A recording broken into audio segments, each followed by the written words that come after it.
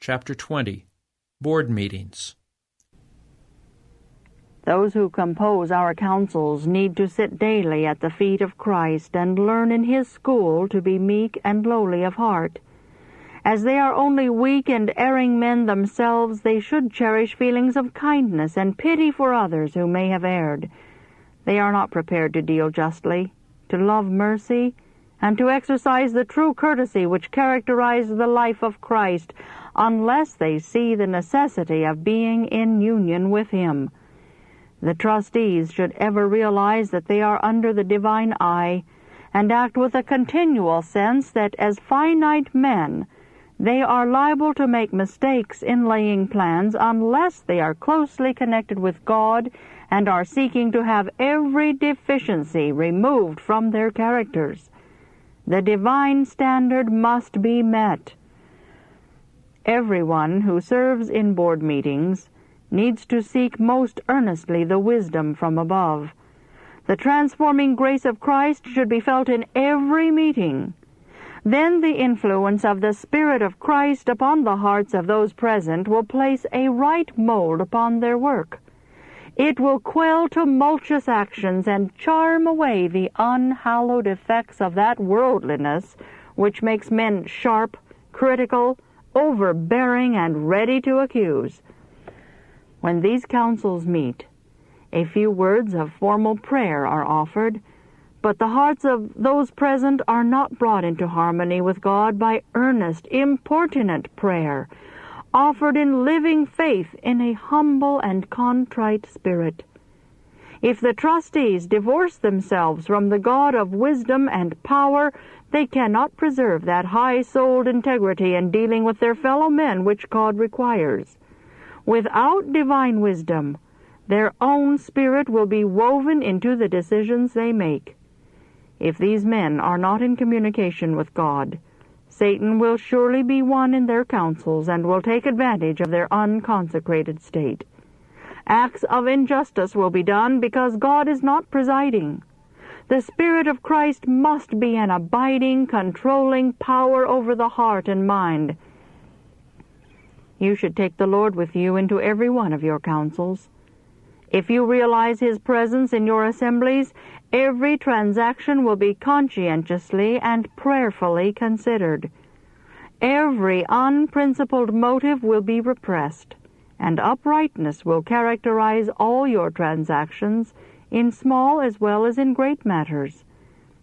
Seek counsel of God first, for this is necessary in order that you may counsel together properly. You need to watch lest the busy activities of life lead you to neglect prayer when you most need the strength prayer would give. Godliness is in danger of being crowded out of the soul through over-devotion to business. It is a great evil to defraud the soul of the strength and heavenly wisdom which are waiting your demand. You need that illumination which God alone can give. No one is fitted to transact his business unless he has the wisdom. Ever since the Publishing Association was formed, light has been given from time to time when perplexities have arisen, and the Lord has oft times laid down principles which should be carried out by all the workers. In the early experience of the work, the grave responsibilities resting upon those in positions of trust were kept continually before us, and we sought the Lord from 3 to 5 times a day to give us heavenly wisdom, that we might sacredly guard the interests of the cause of God and of His chosen people. It is the worst kind of folly to leave the Lord out of your counsels, and to put confidence in the wisdom of men. In your positions of trust, you are in a special sense to be the light of the world. You should feel an intense desire to place yourselves in connection with the God of wisdom, light, and knowledge, that you may be channels of light. Important interests are to be considered which relate to the advancement and prosperity of the cause of present truth. How then can you be competent to come to right decisions, to make wise plans, and to give wise counsel unless you are thus connected with the source of all wisdom and righteousness.